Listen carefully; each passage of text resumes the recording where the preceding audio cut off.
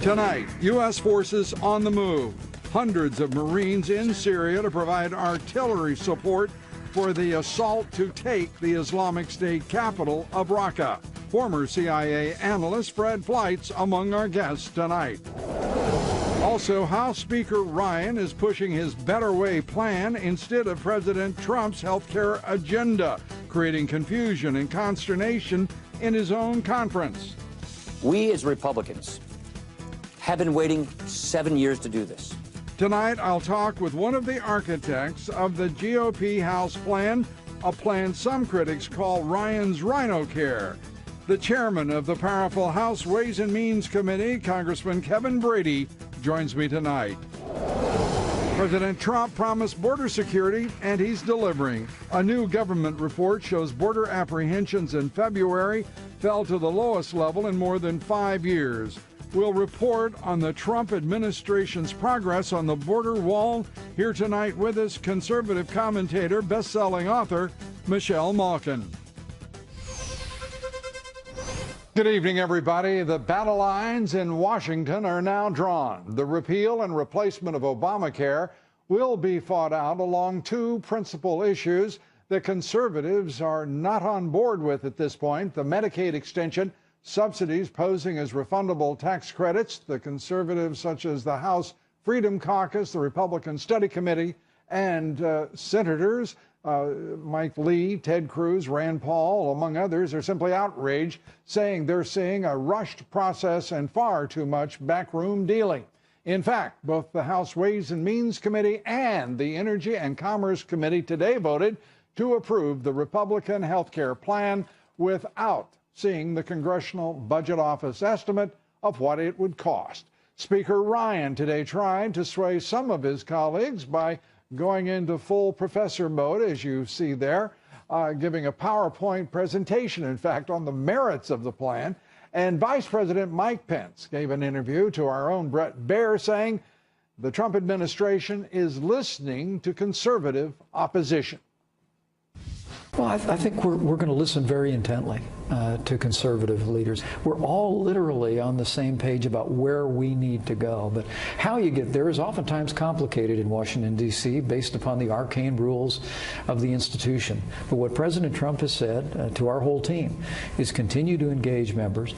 This is the bill, but if there are ways to improve that bill and to give people greater confidence that we're all going to arrive at the same place where Obamacare is done and we've replaced it with the kind of health care reforms that'll lower the cost of health insurance by expanding people's choices and giving states more flexibility.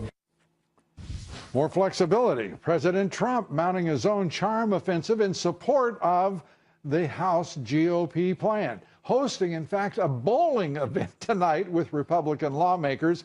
That is quite a scene to conjure up, is it not? Joining me now to discuss whether this plan is the best one for the American people and best possible, one of its architects, Congressman Kevin Brady. He is the chairman of the powerful House Ways and Means Committee. And Mr. Chairman, it is great to have you with us. Lou, it's always good to visit a fellow Texan. Thank you. Amen, brother. These are tough times, however, for even Texans, because we're looking at a GOP, irrespective of what anyone is claiming here. Right now, the GOP conservatives are very concerned about a number of issues, amongst them tax credits. They're concerned about taxes on the Cadillac plan. They are concerned about Medicaid extension, its cost, and the reasons and why fors that the Republican leadership decided to preserve it. So let's start with those three principal objections and critiques, if I may, from the conservatives and your response. Yeah, well, first, let me just this is not conservative opposition. These are conservative colleagues. They have great ideas. In fact, we're working with them. I've been working all day long, as we have almost every day, trying to make sure we get as much as we can in this repeal and replace, because we have two big principles together. Not just get rid of all the taxes, all the subsidies, all the mandates, the funding for Planned Parenthood, all that's going. It's Obamacare gone. The question is, can we restore state control of health care? can we restore the free market? That's where we're having great discussions about how we do that. And I'm just telling you, at the end of the day here, Lou, we're going to come together to back the president on this and get it done. Look, we've fought for 7 years together for this day. It's not a tough time. This is an exciting time. And it's interesting to hear, again, Speaker Ryan talk about better way last night. Today, lecturing, not seeking the input and the views of fellow conservatives, as you style them, and I think correctly, but lecturing them as this is the best possible solution, which suggests in regular order and with public hearings. Your own speaker would not, he would be shocked, I guess, to hear some better ideas. No, I will tell you, I see it exactly opposite. Look, right. what Speaker Ryan was trying to do was explain the environment we're in and how we have to try to stuff, 20 pounds of reforms and more choice and state control into what the Senate rules will allow us. What he was pointing out is, here are our challenges, but I know this. Every meeting, every phone call, every discussion, every sit-down I'm having with our conservative friends, they've already sat down with the speaker. So, look, I don't buy this. He's not listening. In fact, just the opposite. He and I and others have been working through the weekends and nights to try to bring as many of these ideas into this plan as possible. And we have more work to do. And by the way, you can't, this is historic. Repealing an entitlement once it's embedded and replacing it has happened one time in history. Look, you can't do it all in one bill, but we want to do as much as we can in this first bill.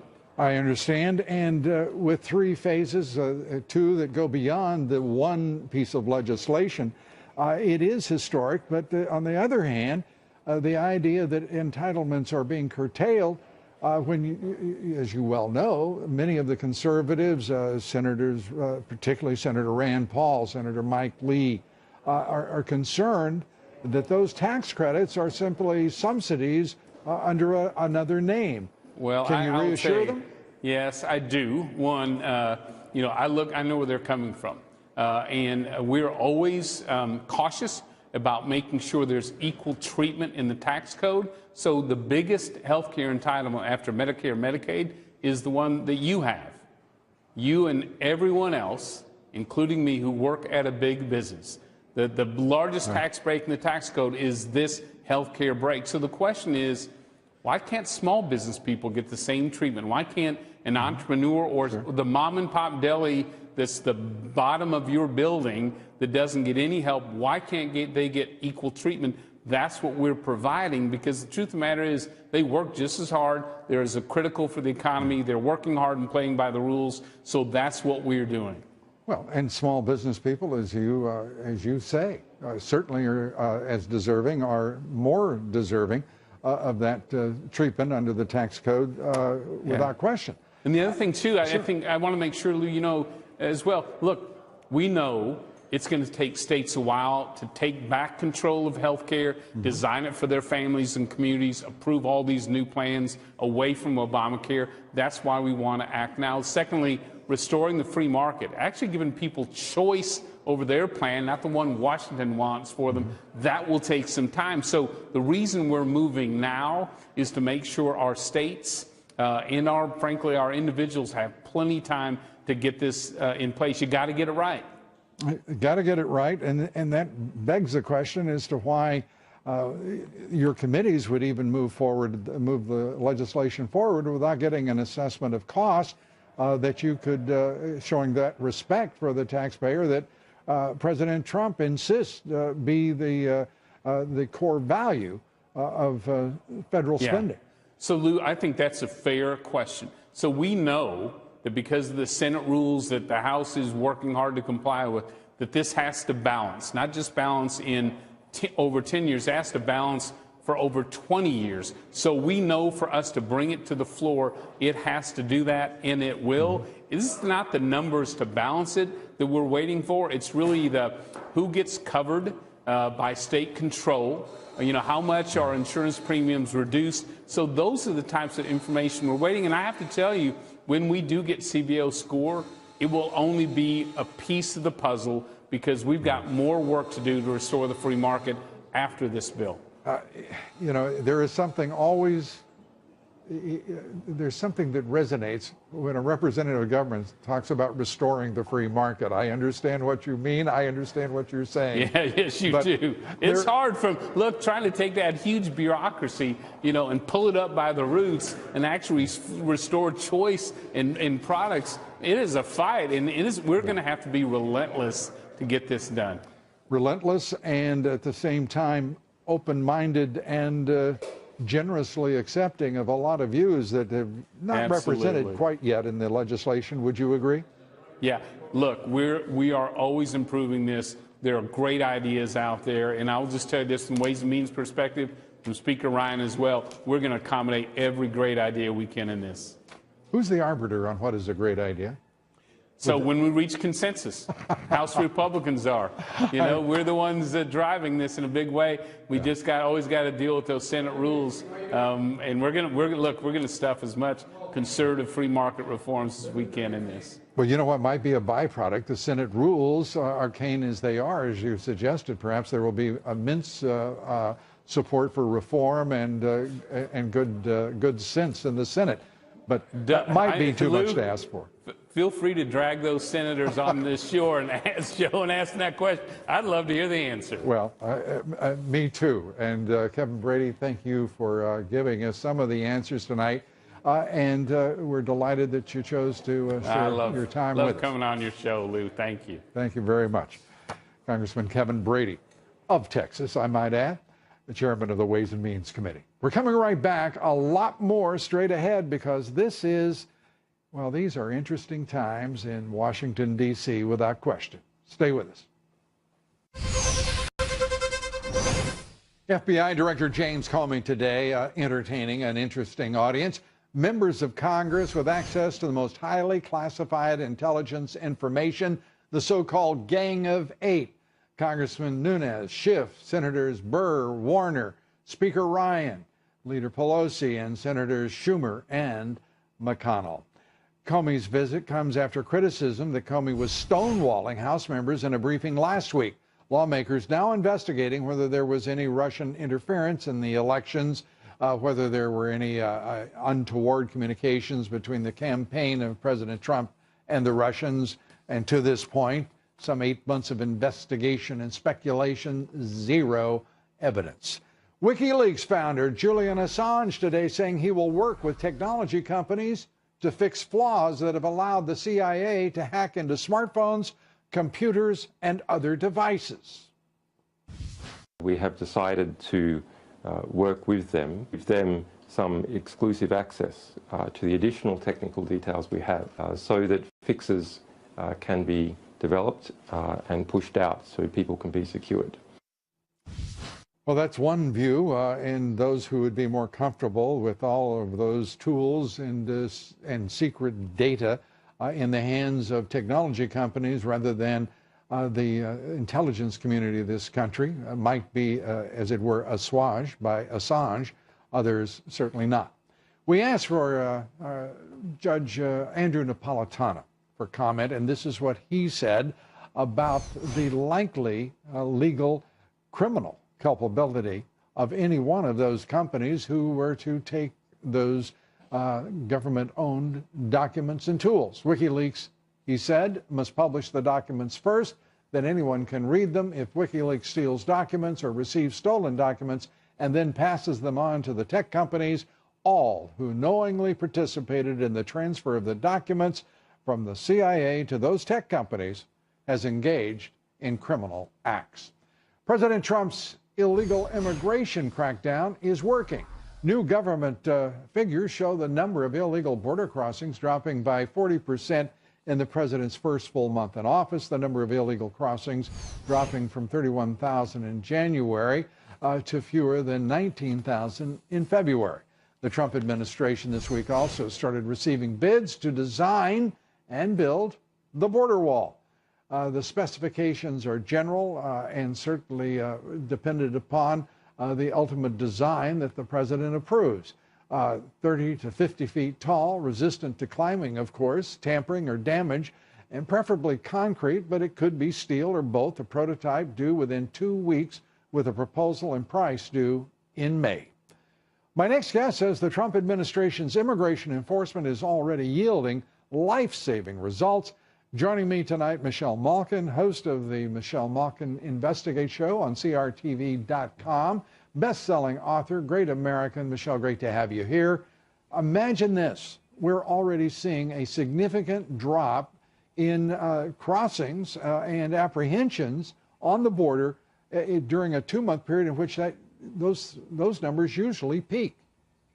Yes, and you would think that all of these self-styled humanitarians, the bleeding hearts who care so much about people who make these dangerous journeys, would be applauding our president because he is showing true, effective humanitarian concern for those people by deterring them from making these dangerous journeys in the first place. And his message, this very powerful message that enforcement matters in America, is being heard all the way in Central America, because if you take a deeper dive into those figures, you see that unaccompanied minors, it's almost been halved, the number of these children who are being sent over and exploited by human traffickers and drug cartels. Bravo, President Trump. I hope this is a trend that continues. Yeah, and he's made it pretty clear that he's going to do what is necessary to make sure the trend does continue, including building that wall. We're looking at the process for bidding on this wall, moving straight ahead. You've got to be encouraged by the quick action. I don't think anyone, I shouldn't say anyone, I don't think many people expected the president to move this quickly. Your thoughts? Yes, and I think the confidence that he has instilled among the rank and file Border Patrol agents, the ones who are on the front lines risking their own jobs, underscores just how serious he is about this. And look, you know, one could grow cynical after watching for the last quarter century Republicans pay lip service to the need for a fence. I called it FINO during the Bush years, the fence in name only. Remember that? that never transpired. Yeah, I do remember. But here, yes. And so I think I always have to temper, you know, my enthusiasm. But in this case, I think there has been no other Republican who has been so deadly serious about committing to national sovereignty than President Trump. And these results that that he's showing us now, it is mind-boggling when you think about what we've been through the last 25 Absolutely. years. And H-1B visa is one of the most corrupted visa programs in the country. We're looking at this administration hold the line on the number of H-1B visas. You've got to be encouraged. Very quickly, your thoughts. Yes, I absolutely am. And I have a show on CRTV.com right now on H-1B hell. What's that called? It's Michelle Malkin Investigates. And I went to San Francisco, where the latest round of H-1B inspired and enabled layouts have occurred. But President Trump has already put a freeze, much to the chagrin of the open borders lobbyists in America and in India, on the fast-tracking process. We've got the H-1B lottery that's coming up, and a lot of very important decisions that President Trump has to make sure that jobs, wages, and well-being of American workers are put first. All right, Michelle, as always, great to have you with us. Thanks so much. Michelle Malkin. Take care, Lou. You too. Be sure to vote in tonight's poll. The question is, do you believe Speaker Ryan is purposely dividing the GOP by pushing a bill that perpetuates what the conservatives call budget-busting Medicaid extensions and insurance company subsidies, described as refundable tax credits? Cast your vote on Twitter at Lou Dobbs. We'd like to hear from you. Follow me on Twitter at Lou Dobbs. Like me on Facebook. Follow me on Instagram at Lou Dobbs Tonight. On Wall Street today, a flat session. The Dow, the S&P, both up 2 points, 2 whole points each. The Nasdaq up just 1 point. Volume on the big board, 3.7 billion shares. We call today a draw on Wall Street. Crude oil, however, tumbling another 2%, settling at a 3.5-month low, below $50 a barrel, and that's good news for everyone putting a little gasoline in your tank. A reminder to listen to my reports 3 times a day, coast to coast, on the Salem Radio Network. A few thoughts now on, well, Speaker Ryan's so-called rhino care. Speaker Ryan today decided to lecture on the leadership plan to repeal and replace Obamacare, complete with his half-hour-long PowerPoint presentation urging the GOP to support his plan. This is the closest we ever get to repealing and replacing Obamacare. The time is here. The time is now. This is the moment. And this is the closest this will ever happen. It really comes down to a binary choice. A binary choice. His way, the highway, in or you're out. The Speaker blaming what he called growing pains for opposition to the plan. Yet for all of Ryan's claim of a binary choice, the legislation resembles, fairly said, Obamacare light. The individual mandate still exists under a different name, a late enrollment penalty, money going instead to insurance companies rather than the government. Anyone who tries to get insurance after going without coverage for more than 63 days required to pay a 30% surcharge on top of their annual premiums, yes, to the insurance companies. Subsidies remain under the plan, albeit under a different name, refundable tax credits based on age and income. As for the Medicaid extension, the Republican Study Committee calls for freezing enrollment by 2018. 31 states in D.C. adopted the Medicaid expansion under Obamacare. 16 run by Republican governors. More than 11 million people got Medicaid under the expansion, and some folks call that Obamacare. As a result, the expansion states receiving $79 billion in federal funding, while the states were putting in $5 billion for Medicaid expansion. A smart deal if it went no farther than that for those states that decided to extend.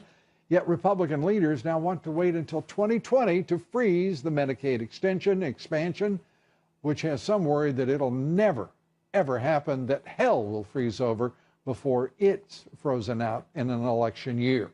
I believe it's time for the Republican leaders to honestly and forthrightly listen to their members and the American people and do what they promised they said they would do, what President Trump promised: repeal and replace Obamacare fully, honestly and openly and transparently. God bless you if you do. And by the way, I do want to say to Congressman Kevin Brady, I admire his spirit and his courage, political courage, in coming on to talk about this very difficult issue that has the Republican Party roiling right now. Now, the quotation of the evening, this one from William S. Burroughs, who said it might apply to the proposal of the House leadership. You can't fake quality any more than you can fake a good meal. We're coming right back with much more, and we may even have some more quotations for you. Stay with us. Joining me now to discuss President Obama's surveillance of President Trump and the Trump campaign, conservative opposition to Ryan Care, as it's now being called, and the political implications of, well, U.S. forces on the move, whether it's Marines in Syria or the prospect, some reports suggest, that President Trump is ready to move bomber aircraft toward the Korean Peninsula. Chief political correspondent with the Washington Examiner, Byron York, joining us tonight. Byron, great to have you here. Thank you, Lou. This is an aggressive but constrained move, it seems, on the part of the president, moving Marines in to provide artillery support for what is sure to be the assault to take Raqqa, the capital city of the Caliphate, the Islamic State. You know, this is one of the things that where there was no real clear campaign promise from Trump other than to destroy ISIS. He didn't really talk about exactly the way how to do it.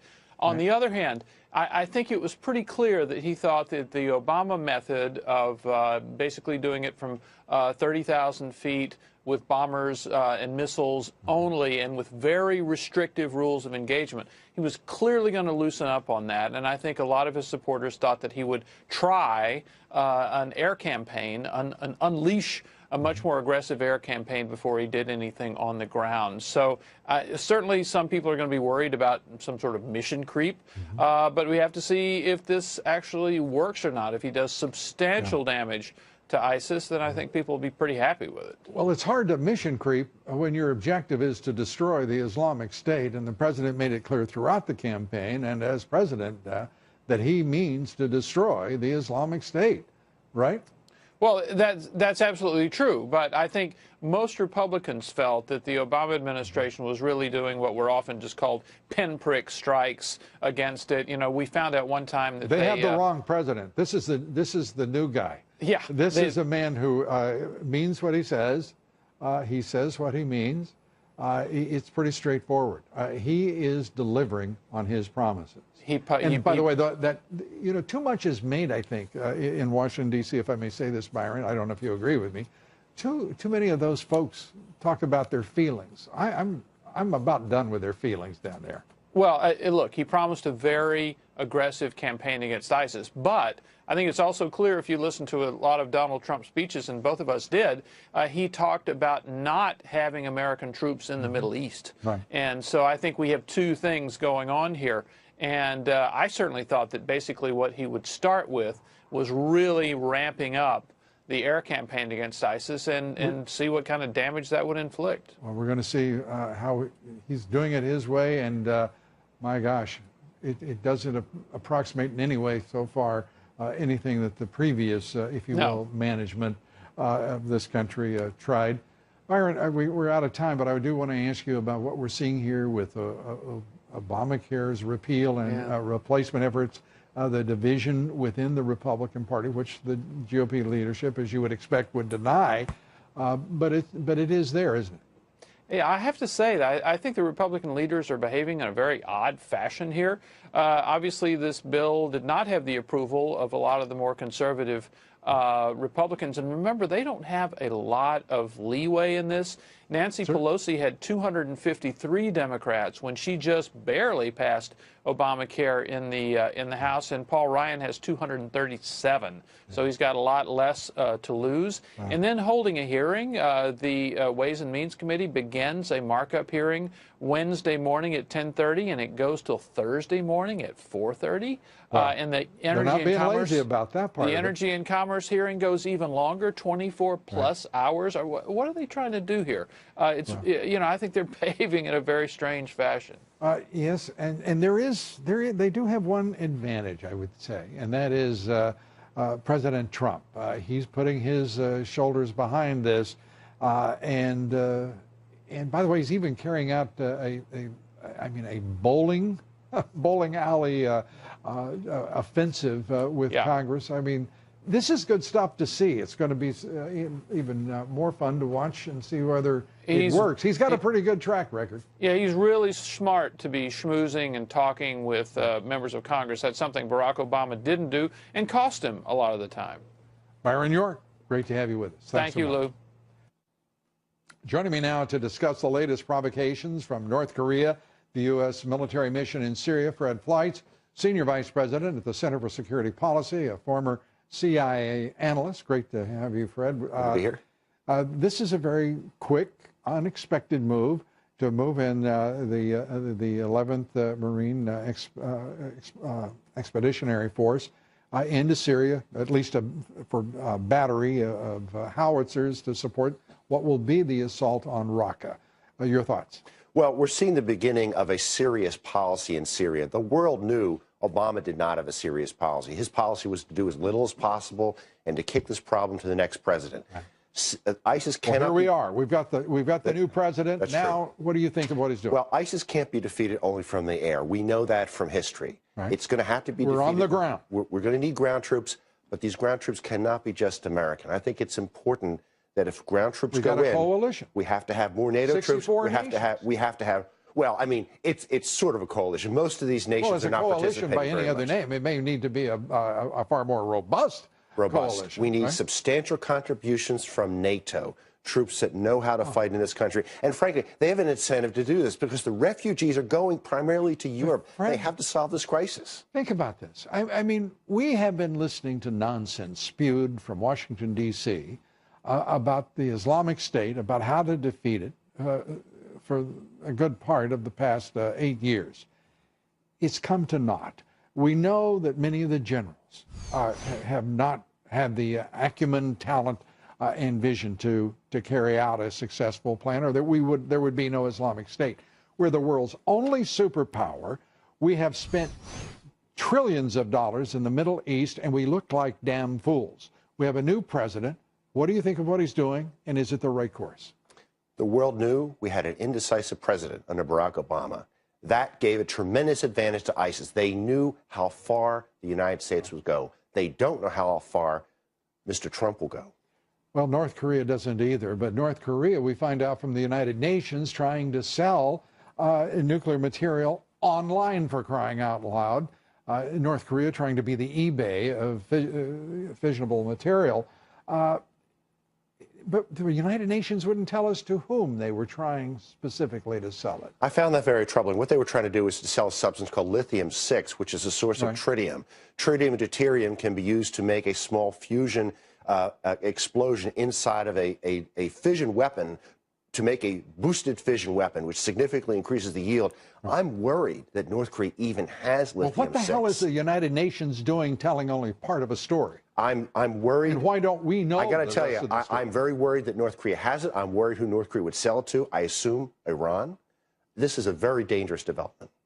And very quickly, the idea that the Trump administration would send B-52s and B-2s into the Korean Peninsula.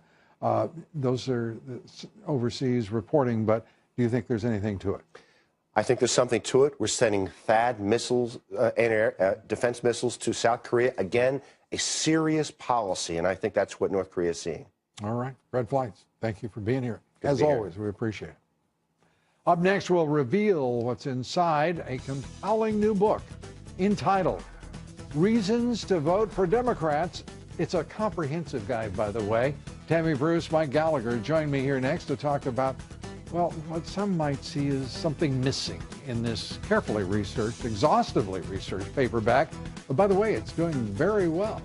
Stay with us. We'll be right back.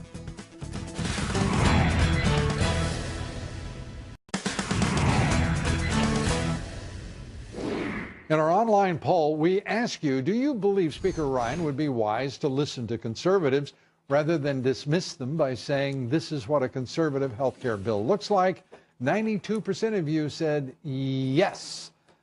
Speaker Ryan, are you watching? A new book titled Reasons to Vote for Democrats. Now, don't get too excited.